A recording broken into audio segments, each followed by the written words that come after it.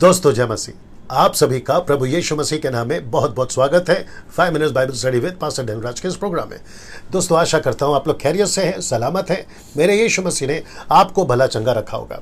मेरी वीडियोस को आप लोग शेयर कर रहे हैं, मेरे चैनल को सब्सक्राइब करने के लिए रिकमेंड कर रहे हैं। आप सभी का बहुत बहुत धन्यवाद। इसको जारी रखिएगा क्योंकि मैं चाहता हूँ यीशु की सही शिक्षा, खरी शिक्षा, साउंड डॉक्ट्रिन लोगों तक पहुंचे और प्रभु का राज्य बड़ी मजबूती से फैले, वो चाहे देश या विदेश हो। ठीक है ना दोस्तों, आज एक विषय पे बात करने जा रहा हूं और विषय है प्रार्थना से संबंधित। लेकिन उसके पहले 2 स्लाइड्स आपको दिखाऊंगा, वह क्या है आइए उसको देखते हैं। ना दोस्तों, सबसे पहले ये मेरे पेज को लाइक कर लीजिएगा, जो फेसबुक पेज है, क्योंकि यहाँ से मैं लाइव आता हूँ। आपको ये थंब प्रेस करना है जब तक ब्लू नहीं हो जाता। साथ ही साथ मेरे चैनल को सब्सक्राइब कर लीजिएगा और आपको आइकन बेल प्रेस करना है। जब तक आप ये नहीं करते हो आपको किसी प्रकार का नोटिफिकेशन नहीं मिलेगा। दोनों तरफ से आपको नोटिफिकेशन मिलेगा। जब ये दोनों चीज़ आप करोगे, आपको एक थंब प्रेस करना है और ये आइकन बेल प्रेस करना है। ना दोस्तों, ये रहा मसीह मंथन बैठक व्हाट्सएप ग्रुप का। मैं चाहता हूं कि आप लोग इस ग्रुप को ज्वाइन करें। व्हाट्सएप ग्रुप है क्योंकि मुझे ऐसे लाखों की जो मसीह भाई बहन है, ऐसे लाखों लोगों की ज़रूरत है जो गलत शिक्षाओं के प्रति जो मुहिम हमने शुरू करी है उसमें मेरा साथ दे, हमारा साथ दे। और अभी तक कम से कम 1,500 लोग जुड़ चुके हैं देश और विदेश से। ठीक है ना। 22वीं पीढ़ी तक मसीहत को साफ सुथरा, सुसमाचार को साफ सुथरा पहुंचा सके, इसका प्रयास मैं कर रहा हूं और मुझे आपकी इसकी ज़रूरत है।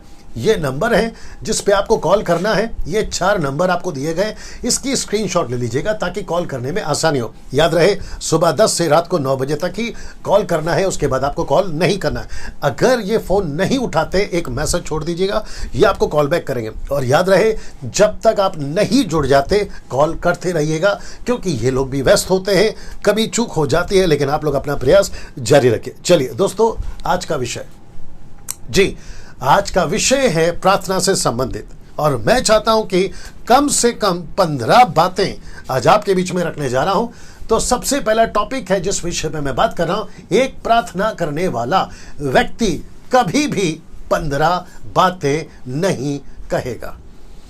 जी दोस्तों, इसको कुछ सेकंड रख रहा हूं जी, इसको ठीक से देख लीजिएगा।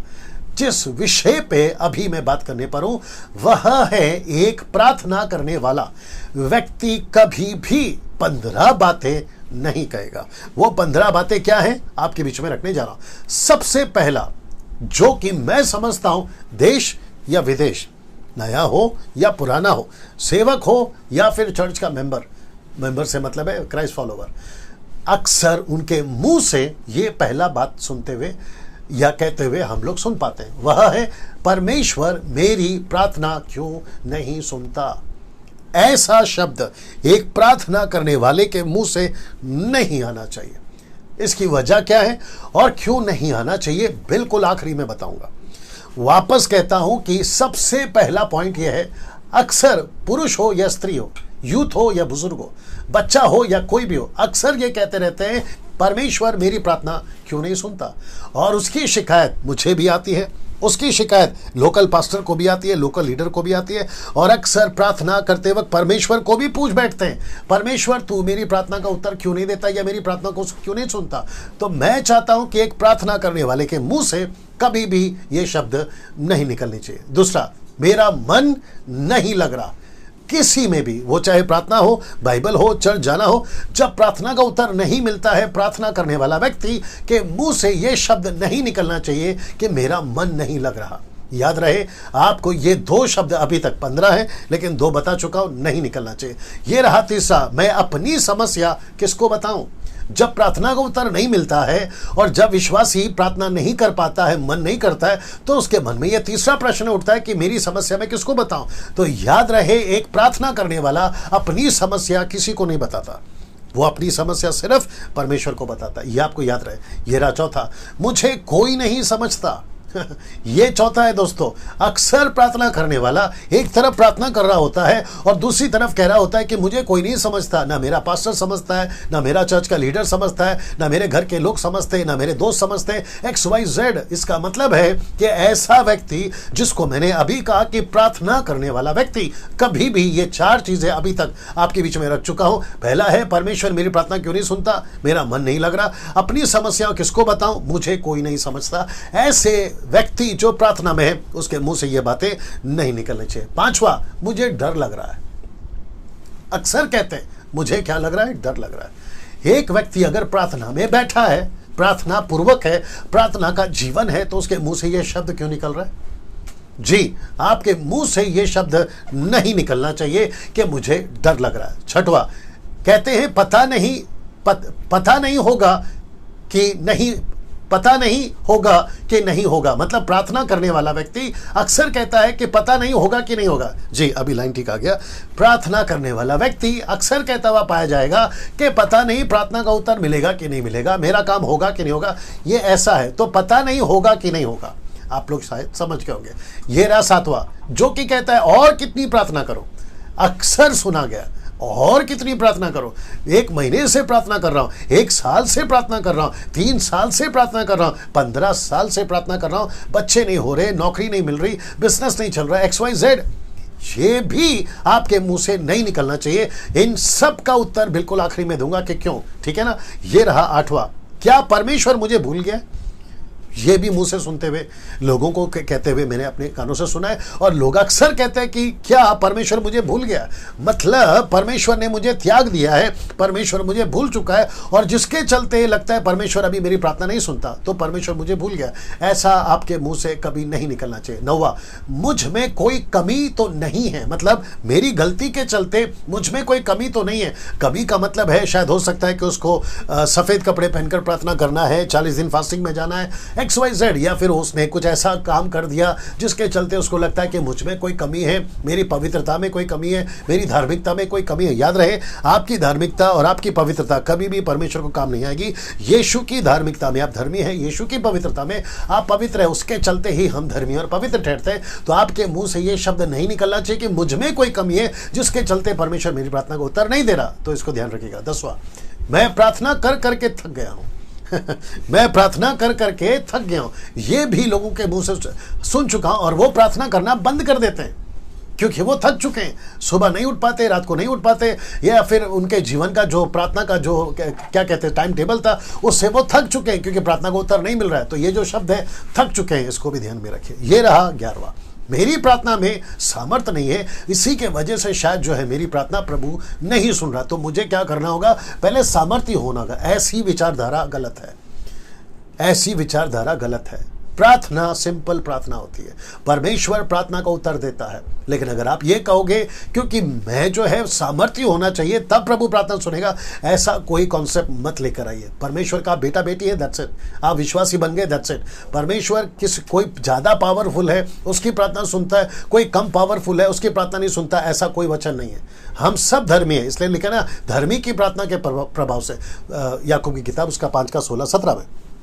तो इसका मतलब है कि हम सब धर्मी हैं, हम सब सामर्थ्य हैं, हम सब प्रभु के संतान हैं। तो ये विचार आपके दिमाग से आप निकाल दीजिएगा। ये रहा 12वां, क्या मेरी खुद की प्रार्थना काफ़ी नहीं है? क्या मेरी खुद की प्रार्थना काफ़ी नहीं है? इसका मतलब है मुझे क्या दूसरों को भी प्रार्थना निवेदन देना है? ये गलत है, नहीं देना। आपकी खुद की प्रार्थना काफ़ी है। मैं रिपीट कर दूं, आपकी खुद की प्रार्थना काफ़ी है, आपको दूसरों को प्रार्थना निवेदन देने की ज़रूरत नहीं है। बीइंग अ क्राइस्ट ऑफ, यीशु को फॉलो करने के बाद बीइंग अ क्राइस्ट चाइल्ड, आपको दूसरों को प्रार्थना निवेदन नहीं देना। ये याद रखिएगा, ये बहुत पावरफुल पॉइंट है, क्योंकि अक्सर देखा गया है जब प्रार्थना पूरी नहीं होती तो वो प्रार्थना निवेदन बांटना शुरू करते हैं, जो कि सरासर गलत है। विश्वासियों को खुद प्रार्थना करनी है, अपना रिलेशनशिप खुद बिल्डअप करना। मैं उसके खिलाफ नहीं हूँ, लेकिन आदत बना ली। दरअसल क्या हो गया है, प्रार्थना निवेदन बांटने की आदत बना ली, जो कि सरासर गलत है। 13, जो कि परमेश्वर कहता है परमेश्वर मुझसे प्यार नहीं करता। कुछ लोग कहते हैं परमेश्वर मुझसे प्यार नहीं करता, उसी के वजह से मेरी प्रार्थना का उत्तर मुझे नहीं मिल रहा है। तो ऐसा कोई भी कॉन्सेप्ट आपके दिमाग में मत रखो। परमेश्वर सबसे प्यार करता है। अगर आप परमेश्वर के वचन में चल रहे हैं, आप परमेश्वर के साथ सही हैं, तो परमेश्वर आपसे प्यार करता है। और आपके दिमाग से ये बात निकाल दो कि उसी के चलते शायद जो है परमेश्वर मेरी प्रार्थना को उत्तर नहीं दे रहा। ऐसा नहीं है। ये रहा 14वां, मेरी भाषा काफी नहीं है क्या? इसका मतलब ये हुआ, आप हिंदी में प्रार्थना करो प्रभु सुनेगा, इंग्लिश में प्रार्थना करो प्रभु सुनेगा, तेलुगु, तमिल, गुजराती, दुनिया की जिस किसी भी भाषा में प्रार्थना करो प्रभु सुनेगा। क्योंकि कुछ लोगों की ऐसी धारणा डाल दी गई है कि जिब्रिश यानी कि अन्य भाषा, नॉट द ग्लोसा, जिब्रिश, ऐसी प्रार्थना करने के बाद ही प्रभु सुनेगा। तो ऐसी बकवास या ऐसी मूर्खता मत लेकर आइए, क्योंकि ना तो बाइबल में है ना तो मसीह के देह में है, ठीक है ना। ये बाहर से किसी ने डाल दिया, एक जंगली बीज बो दिया है, और जिसके चलते लोग कंफ्यूज हो गए। मैं ऐसों को भी जानता हूं जो 8-8 घंटा प्रार्थना करते हैं जिब्रिश में, लेकिन उनका जीवन का कोई मतलब नहीं। मैं ऐसों को भी जानता हूं, तो कोई बड़ी बात नहीं है। आपकी हिंदी, आपकी मराठी, आपकी इंग्लिश, आपकी तेलुगु, तमिल, गुजराती, मलयालम, जो भी आप करते हैं वो काफी है, और खुद की प्रार्थना में प्रभु उत्तर देगा। ये रहा 15वां, लास्ट जी। ये बहुत पावरफुल है, जो कि कहता है क्या घर की प्रार्थना परमेश्वर नहीं सुनता? इसका मतलब है उनको ऐसा लगता है कि कहीं विशेष जगह पर जाने से ही परमेश्वर प्रार्थना को उत्तर देगा, जैसा कि चर्च, जैसा कि प्रेयर टावर, जैसा कि कोरिया में जो एक प्रार्थना का पहाड़, प्रेयर माउंटेन, वहाँ से प्रभु सुनेगा, या तो इजराइल से परमेश्वर सुनेगा, या तो कहीं और से परमेश्वर सुनेगा। ऐसी सारी चीज़ों को जो है परमेश्वर जो है करेगा, तब जाकर उनको लगता है कि परमेश्वर जो है मेरी प्रार्थना को सुनेगा। तो मैं आपको बता दूं, आप किचन में हैं प्रार्थना करो, आप क्या कहते हैं आपके घर के बेडरूम में हैं आप प्रार्थना करो, यहां तक कि बाथरूम में है प्रार्थना करो, सड़क पे है प्रार्थना करो, साइकिल, मोटरसाइकिल, गाड़ी, आप जहां से भी प्रार्थना करोगे प्रभु सुनेगा। जी दोस्तों, ना अब इन सब के लिए जो स्क्रिप्चर्स आपके बीच में रख रहा हूं वह है यह, बड़े ध्यान से देख लीजिएगा। मरकुस 11:24, मार्क चैप्टर 11 वर्स 24 लिखता है, इसीलिए मैं तुमसे कहता हूं, कौन कह रहा है? यीशु कह रहा है कि जो कुछ तुम प्रार्थना करके मांगो, ये देख लीजिए, हाईलाइट कर दिया है, जो कुछ तुम प्रार्थना करके मांगो तो प्रतीति कर लो कि तुम्हें मिल गया और तुम्हारे लिए हो जाएगा। तो आपको प्रार्थना करना है, फिर विश्वास करना है, यानी कि प्रतीत करना है, बिलीव करना है कि वो तुम्हें मिल गया। फिर सेकंड कहता है वो हो जाएगा। एक है मिल गया, दूसरा है फ्यूचर, हो जाएगा। ये देख लीजिए, तुम्हारे लिए हो जाएगा। एक है प्रेजेंट, दूसरा है फ्यूचर। आपको जैसा ठीक लगता है लेके चलिए, लेकिन विश्वास कर लो, प्रतीति कर लो, आपके लिए वो हो चुका है, आपके लिए वो हो चुका है ना। दोस्तों, ये वचन देखिए जो से जिसको कहते हैं क्रॉस रेफरेंस, ये है याकूब 1:6 से 8 तक में। पर विश्वास से मांगे, तो प्रार्थना का कॉन्टेक्स्ट है प्रार्थना का, विश्वास से मांगे, कुछ भी संदेह ना करे, किसी प्रकार का कोई संदेह ना करे, क्योंकि संदेह करने वाला समंदर की लहर के समान है जो हवा से बहती और उछलती है। ऐसा मनुष्य ये ना समझे कि मुझे प्रभु से कुछ मिलेगा। क्यों? क्योंकि विश्वास से नहीं मांग रहा, उसका विश्वास भटक चुका है। फिर ये कहता है वह व्यक्ति दुचिता है। दुचिता का मतलब है जितने 15 पॉइंट्स रखे थे ना, ये सब का कनेक्शन इससे है, और अपनी सारी बातों में चंचल है। मतलब अगर वो शक कर रहा है, अगर उसका मन नहीं लग रहा, अगर वो डर चुका है, अगर वो थक गया, जितने 15 पॉइंट्स बताए थे ना, वो सारे के सारे आप अगर कर रहे हैं तो आप एक दुचिता व्यक्ति हैं। दुचिता का मतलब है डबल माइंडेड। दुचिता का मतलब है आप दो तरफ से सोचते हैं, प्रभु का भी सोचते हैं, खुद का भी सोचते हैं और संसार का भी सोचते हैं। ऐसों की प्रार्थना का उत्तर प्रभु नहीं देगा। इसलिए लिखा है कि ऐसा मनुष्य ये ना समझे कि मुझे प्रभु से कुछ मिलेगा, आपको नहीं मिलेगा। तो ये सारी चीज़ों को निकालिए, और मैं चाहता हूं कि आपको एक एक करके मैं वापस दिखा दूं, ताकि आपके दिमाग में वो वापस से फ्रेश हो जाए। सबसे पहला परमेश्वर, ओके वापस आ जाते हैं। सबसे पहला परमेश्वर मेरी प्रार्थना को क्यों नहीं सुनता। नंबर 2, मेरा मन नहीं लग रहा।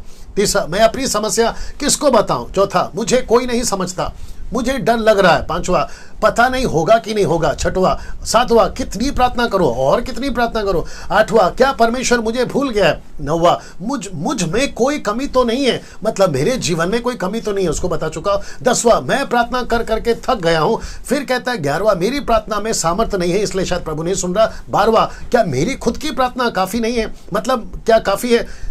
दूसरों को प्रार्थना निवेदन बांटना, दूसरों को देना, ऐसा मत करिए, खुद की प्रार्थना काफी है। परमेश्वर मुझसे प्यार नहीं करता, इसलिए शायद मेरी प्रार्थना को उत्तर नहीं मिल रहा, ये भी विचारधारा है। मेरी भाषा काफी नहीं है, तो मैंने बता दिया ऐसी कोई भाषा नहीं करना जिसको आजकल सिखाया जाता है। आपकी खुद की प्रार्थना भाषा काफी है प्रार्थना के लिए। ये रहा आखिरी 15वां, क्या घर की प्रार्थना परमेश्वर नहीं सुनता है। तो इसका मतलब है परमेश्वर यहां पर कहना चाह रहा है दोस्तों, परमेश्वर यहां पर कहना चाह रहा है आप जहां से भी प्रार्थना करो प्रभु सुनता है। आशा करता हूं कि ये वीडियो, ये पॉइंट्स, 15 पॉइंट्स आपको बहुत कुछ सिखाया है। जी दोस्तों, कैसा लगा प्लीज कमेंट्स बॉक्स में बताएं, दूसरों को शेयर करें, मेरे चैनल को सब्सक्राइब करने के लिए कहें। और मैं चाहता हूं कि इसी तरीके से मैं वीडियो बनाता रहूंगा और आप सभी को प्रभु के राज्य में मजबूत करने का प्रयास करता रहूंगा। इसको याद रखिएगा, परमेश्वर कहाँ गया, आ गया, हाँ ये वाला, इसको याद रखिएगा दोस्तों, ठीक है ना। अगली वीडियो के साथ फिर मुलाकात होगी, तब तक के लिए अपना ख्याल रखिएगा। जय मसीह।